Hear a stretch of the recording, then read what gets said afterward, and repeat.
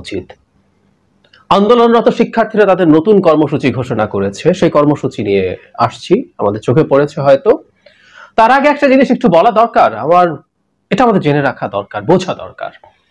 সরকারের আতঙ্ক, তীব্র আতঙ্ক, সরকারের কাঁপাকাঁপি থামছে না। কিন্তু আমরা খেয়াল করবো গতকাল বিক্ষোভের সময় থেকে দুপুরের দিক থেকে মোবাইল ইন্টারনেটের স্পিড একেবারেই অলমোস্ট বন্ধ করে দেওয়া হয়েছিল, সেটা আজও চলছে।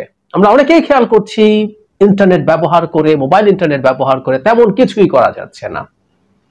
বিশেষ করে এখন মোবাইলে যেহেতু ফেসবুকে ঢুকতে হলে ভিপিএন ইউজ করতে হয়, ভিপিএন ইউজ করতে নিষেধ করে এক তৃতীয় শ্রেণীর আওয়ামী নেতা এবং তথাকথিত ডামি মন্ত্রী যারা পলক নিজে ব্যবহার করছেন। উনি আবার গুজব প্রতিরোধের জন্য করছেন, নিজে ব্যবহার করছেন, আবার অন্যদেরকে আহ্বান জানাচ্ছেন।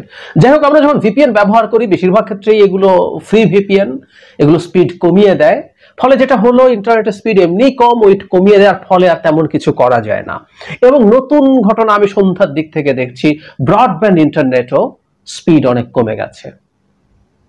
মানে সরকার মনে করছে অনেক ভালো কিছু করে ফেললাম। না, এই প্রতিটা পদক্ষেপ যতই আপনি স্বাভাবিকতা থেকে দূরে থাকেন ততই প্রমাণ করেন আপনার মধ্যে এখন তীব্র আতঙ্ক, বিভৎস ভয় বিরাজ করছে। We are happy with this. Internet আবার বন্ধ করে দেন পুরোপুরি, খুশি হব, বুঝবো আমরা পায়ের তলায় মাটি নাই। এতদিন চলে গেল, মিলিটারি রাস্তায় কারফিউ চলছে, তারপরও ইন্টারনেট ঠিক মতো চালু রাখা যায় না। Funny, interesting. একই সাথে প্রধানমন্ত্রী তার হাসপাতালে যাওয়া বন্ধ করছেন না। আজ সোহরাওয়ার্দী হসপিটালে গেছেন, একই রকম এখানে উনি রোগীদের সাথে সহমর্মিতা জানাচ্ছেন, এখানে উনি কেঁদেছেন। এতে বোঝা যায় এখনো সরকার সেফ না। কারণ এগুলো খুব আন্তরিকতা থেকে করা হচ্ছে আমরা মনে করি না। হলে তো আপনি হিসাব নিকেশ করে যেতেন না। আন্তরিকতা যদি প্রধানমন্ত্রী কিছু থেকে থাকে সেটা হলো কতগুলো স্থাপনার প্রতি। কিন্তু এখনো যেহেতু আপনি প্ল্যান করে হিসেব করে করে যাচ্ছেন, দ্যাট মিনস পায়ের তলার মাটি কিন্তু বেশ নরম। ওই মাটি সহসা শক্ত হচ্ছে না, সহসা এটা কোনোদিনও হবে না। খুব বেশি সময় এই সরকারের নেই। কেন নেই? খুব দীর্ঘ একটা ভিডিও করব। অনেকগুলো ফ্যাক্টরস এর মধ্যে হয়ে গেছে এবং বাংলাদেশ ফরএভার পাল্টে গেছে, সেটা নিয়ে কথা বলবো। যাই হোক, কর্মসূচি নিয়ে কথা বলতে চাই। আমরা অনেকে বলি যে ওদেরকে গাইডলাইন দিতে হবে, এটা করতে। আমাকে অনেকে লেখেন, আমি দেখছি ওদেরকে দেওয়ার কিছু নাই।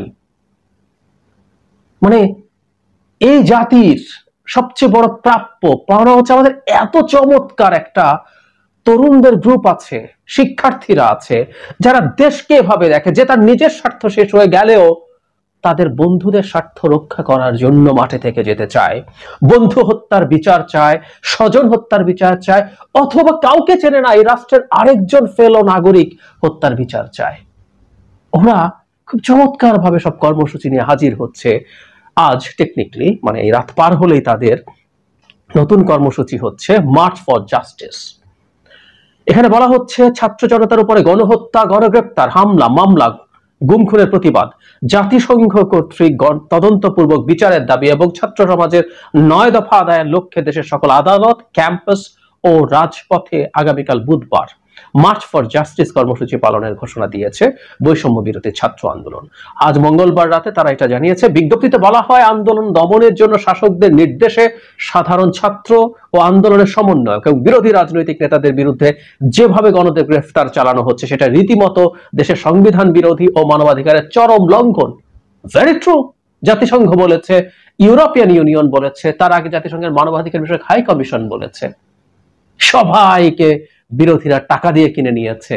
আর আওয়ামী লীগের এত বস্তা বস্তা টাকা, আওয়ামী লীগের প্রধানমন্ত্রীর পিয়ন 400 কোটি টাকার মালিক, হেলিকপ্টার ছাড়া চলে না, প্রধানমন্ত্রী নিজে বলে, তো তারা কিনে নিতে পারে নাই।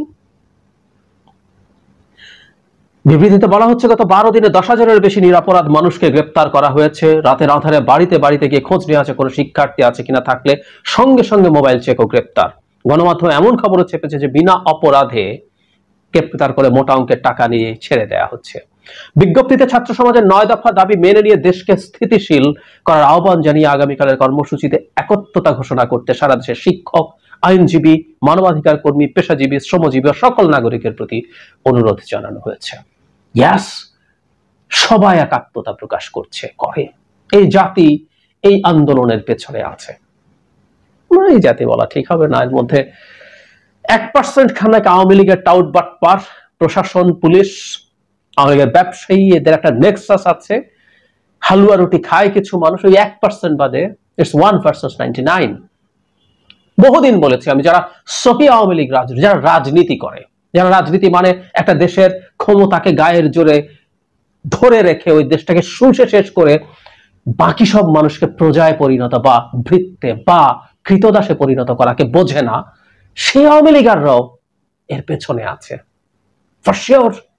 এই আন্দোলন যখন শুরু হচ্ছে, বহু ছাত্রলীগকে আমরা রিজাইন করতে দেখেছি না? দেখেছি তো। এই ঘটনা আরো ঘটবে।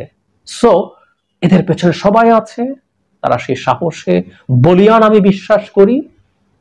তারা এই যাবতীয় বাধা অতিক্রম করে মাঠে থাকছে এবং তাদের শিক্ষা প্রতিষ্ঠান এখন বন্ধ, এবং খুলে দিলে কি হবে এই ভয়ে সরকার আর পাচ্ছে না, এবং শিক্ষা প্রতিষ্ঠান তারা খুলতে চাইছে না। কতদিন না খুলে থাকবে?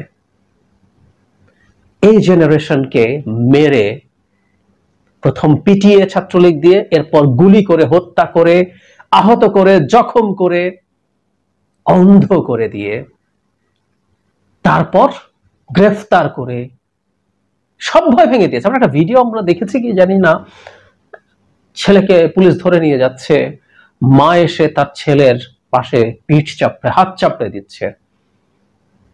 মায়ের গর্বটা দেখেছি। এইরকম ছেলের জন্ম দিয়েছেন। ইয়াস, সেই রকম মা তো। মায়েরা এখন ছেলেদেরকে ছেড়ে দেবে, যা বাবা তোরা আন্দোলন কর। মারা জানেন তাদের ঝুঁকি আছে, আহত হতে পারে, অন্ধ হতে পারে, গ্রেফতার হতে পারে, নির্যাতিত হতে পারে। পিটিয়ে নাহিদকে কি করেছে, বারো নাহিদের ছবি আমাদের সামনে এসছে বলে, ছাত্র দলের এক ছেলের ছবি দেখেছি, বিভৎস জখম। অনেকে জখম আমরা চোখে দেখছি না, কিন্তু জখম হচ্ছে। হয়তো মায়েরা আর কেয়ার করছেন না, মারা গেলেও কেয়ার করছেন না। এই